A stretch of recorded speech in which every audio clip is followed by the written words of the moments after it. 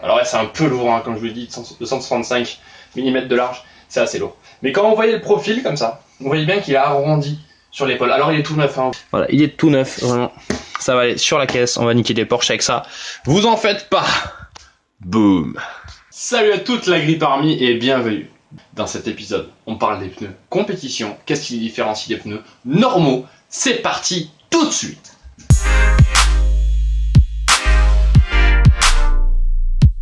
Donc tout d'abord, j'aimerais vous remercier tous mes abonnés pour votre soutien énorme, vos commentaires super, votre encouragement, c'est vraiment sympa, ça me touche beaucoup. Et on atteint bientôt les 600 abonnés. Là, c'est de la balle. Bientôt les 1000 du coup, hein, après les 600, on chope les 1000. Une fois qu'on a les 1000, les gars, ça va être de la bombe. Grosse surprise sur les 1000 abonnés. On en parle plus tard. Donc pour ceux qui ne me connaîtraient pas déjà, je suis Clément du site objectivegrip.com sur lequel vous pouvez retrouver tous mes conseils et les huiles que je recommande et préconise en 530. Donc voilà, allez-y, objectivegrip.com. Vous verrez, il y a plein d'infos super. Et à la fin de cette vidéo, je vous offre un gros cadeau. Donc on se trouve à la fin. Là, on parle tout de suite des pneumatiques. Qu'est-ce qui différencie les pneumatiques compétition et les pneumatiques course, ou même les pneumatiques en fait semi-slick qu'on peut retrouver sur la route pour des perfs de dingue. On en parle tout de suite. Donc, déjà, ça va se voir quand on regarde un pneumatique. Alors, un semi-slick, souvent, il va être très peu rainuré, il va être globalement lisse, donc comme un slick, qui veut dire lisse en anglais, par rapport à un pneu route qui va être plutôt typé pluie. Mais, il y a un autre aspect, c'est que au niveau de la forme, donc la vue de coupe en fait du pneu, on va avoir des arrondis comme ça. Alors que sur un pneu route, on va avoir plutôt des rectangles. Ok? Et ce que ça va faire en fait, c'est que du coup, quand le pneu va se tordre en virage, en appui, et bien ici là, on va rouler sur cette portion, donc on appelle ça l'épaule, shoulder en anglais, cette portion du pneu sur un semi-slick, qui est une gomme de bonne qualité, mais qui n'est pas encore le flanc. Et donc ça va être super en termes d'adhérence. Enfin super, moins bien qu'au milieu, mais ça va quand même être mieux que le flanc. Alors que sur un pneu qui est route et plutôt carré, on va directement atterrir sur le flanc, et ça va être très très mauvais. Donc voilà, faut s'imaginer du coup que la route tourne par rapport au pneu, ou le pneu se penche par rapport à la route, c'est pareil. Et comme le pneu, là, notre tableau ne se penche pas, il faut imaginer ça. Là on a la route, et puis après en virage, boum, hop, on arrive comme ça sur l'épaule, il n'y a pas de souci. Ici là, on arrive, hop, là de suite, boum, sur un appui, vous voyez, c'est carré rectangulaire, donc ça va fléchir, et on va directement toucher le flanc. Donc, il y a deux aspects d'un pneumatique, deux aspects cruciaux.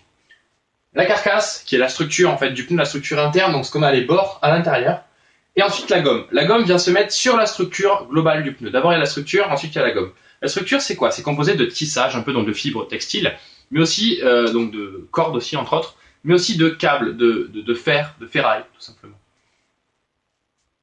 La ferraille est au niveau de la bande de roulement en général et le textile sur les flancs, mais il n'y a pas de règle absolue. Les manufacturiers de pneus ont pour but en fait de faire un pneu qui est optimal. Alors qu'est-ce qu'un pneu optimal? C'est un pneu qui représente le meilleur compromis pour tenir la route, mais aussi pour une grosse stabilité. Alors, la tenue de route, elle va venir de deux facteurs. Le premier, c'est la qualité de la gomme sur la bande de roulement. Plus la gomme va être tendre, et à bonne température, elle aura la bonne justement tendresse, donc c'est là qu'on a des gommes plus ou moins tendres, plus elle va être tendre, plus elle va accrocher à la route. Elle va accrocher de deux manières. La première, c'est comme une colle, c'est-à-dire elle va coller au goudron. Si vous mettez votre doigt sur un pneu chaud, un pneu complète chaud, votre doigt va se coller naturellement. Donc voilà, ça fait un peu de la colle, c'est la première adhérence, donc c'est quand même quelque chose qui est très puissant sur un bon pneu de qualité. Le deuxième, c'est les aspérités. La route, elle n'est pas lisse. Elle a des petites aspérités comme ça, des blocages. On appelle ça par adhérence. Des adhérences, pardon, par obstacle. Et donc, le pneu va rentrer dans ces aspérités-là.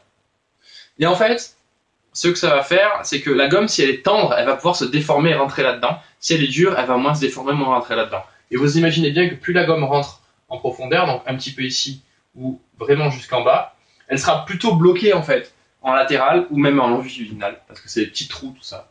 C'est une vue de coupe. Et on aura encore plus d'adhérence. Donc voilà pourquoi il faut une gomme qui est assez tendre. Mais ça, c'est au niveau de la gomme de l'adhérence pure. Le truc, c'est que si maintenant votre pneu il va fléchir en virage avec l'appui, avec l'adhérence, plus il y a d'adhérence, plus il y aura des formes, plus il y aura de contraintes et de chances que le pneu fléchisse. Et qu'on commence à rouler sur le flanc, comme j'expliquais tout à l'heure. Et ben, ce qui va se passer, c'est qu'on va perdre toute cette adhérence-là, parce que la bande de roulement est super pour adhérer, le flanc c'est de la merde, c'est tout dur, tout rigide, il n'y a pas d'épaisseur de gomme, il n'y a pas de tendresse. On est directement sur la carcasse, en fait, sur le flanc.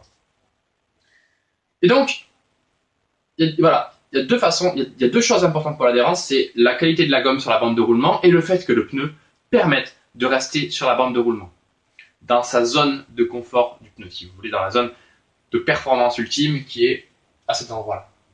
Ok. Après, il y a tout le châssis, le carrossage, pour faire en sorte que le pneu reste aussi à peu près plat par rapport à la route. Ça, c'est un autre sujet. D'ailleurs, il y a une formation là-dessus pour les suspensions McPherson, ça va bientôt arriver pour les doubles triangulations.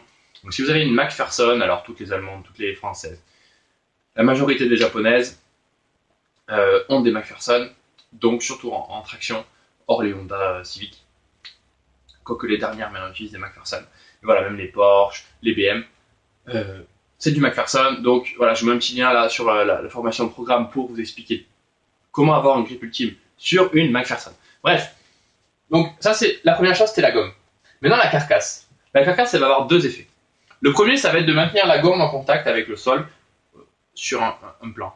Le deuxième, ça va être la stabilité à haute vitesse et en virage et au niveau du turning, de l'entrée de virage ou de la sortie quand on met des gaz. Si votre carcasse elle bouge dans tous les sens, ça va pas être agréable. Vous l'avez compris, il faut une carcasse assez rigide. Trop rigide, le pneu va sautiller sur la route, après l'amortisseur qui vient en jeu quand même. Mais dans l'idée, du coup, il faut avoir une carcasse, une structure qui est très rigide. D'accord. Et une gomme qui est très souple, tendre. On va plutôt dire tendre. Tendre, souple, molle. Et qui va s'user du coup de surcroît très vite. C'est les deux ingrédients assez paradoxaux pour avoir un pneu de compétition qui marche du tonnerre. Bon, je me suis dit que ça serait peut-être mieux de vous montrer un vrai pneu, tant qu'à y être. Un pneu semi-slick, performance, Toyo R888. Bon, 265, R18, on s'en bat les couilles. Très très large. Ça c'est le schéma en haut. Ça c'est le vrai pneu. Alors là c'est un peu lourd, hein, comme je vous l'ai dit, 265 mm de large, c'est assez lourd. Mais quand vous voyez le profil comme ça, vous voyez bien qu'il est arrondi sur l'épaule. Alors il est tout neuf, hein, vous voyez encore les petits picots de moulage. Et même la peinture un petit peu. Bon, il a un peu de poussière, hein, c'est normal.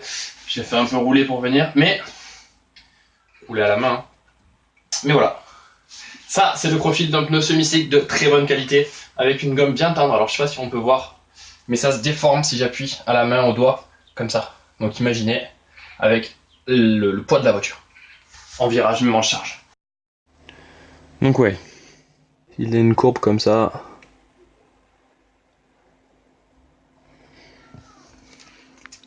Et si on regarde le témoin, pour ceux que ça intéresse, il est là. Alors, le témoin est en super état, donc on a une grosse marge. Bon, ça reste un semi-slick, donc forcément il n'y a pas un truc, il n'y a pas ça d'épaisseur hein, de bande de roulement. Voilà, il est tout neuf, vraiment. Ça va aller sur la caisse, on va niquer des Porsche avec ça. Vous en faites pas. Boum. Donc les autres ingrédients, en dehors, une fois qu'on a le pneu qui marche du tonnerre, ça va être d'avoir un châssis qui permet donc à ce pneu d'être toujours horizontal, d'avoir la bonne adhérence. Parce que un pneu c'est super, mais derrière il faut que le châssis permette, et ça en fait l'intérêt du meilleur châssis c'est que il permet au pneu d'être tout le temps dans sa zone de confort, dans sa zone de performance optimale. Voilà, ce sera le sujet des prochaines vidéos, donc je vous invite à vous abonner à la chaîne, à liker cette vidéo si vous l'avez aimée, elle est un peu courte certes, et vous avez droit du coup à votre cadeau pour ceux qui sont restés jusqu'à la fin. Vous pouvez cliquer dans la description, je vous offre mon guide de entretien et fiabilité pour votre voiture, pour votre véhicule, que ce soit un véhicule de tous les jours, un véhicule pour faire de la ville, un véhicule même pour faire de la piste ou s'amuser dans les montagnes le week-end. Voilà, ce guide entretien et fiabilité couvre tous les cas d'utilisation possibles pour tous nos amis, pour tous les adorateurs du grip. Donc voilà, cliquez sur le lien dans la description, vous avez juste à rentrer votre adresse email, votre numéro de téléphone et boum, vous avez accès à ce guide qui va vous être envoyé directement en PDF sur votre adresse de votre boîte email. Ce guide entretien et fiabilité est tout simplement un document PDF de 4-5 pages qui vous explique tout ce qui est important à savoir, le minimum requis, vraiment les choses essentielles à savoir. Ça vous envoyez par email et basta, vous lisez tout ça, vous savez tout, vous savez quoi acheter. Et puis voilà, allez faire un tour sur mon site et si vous voulez regarder la dernière vidéo là qui s'affiche maintenant sur votre écran, ça me ferait vraiment plaisir. Lâchez un commentaire, allez-y, dites-moi tout ce que vous voulez. Donnez-moi des suggestions de vidéos si ça vous intéresse. Moi je vous dis à plus, salut, bye bye, roulez bien.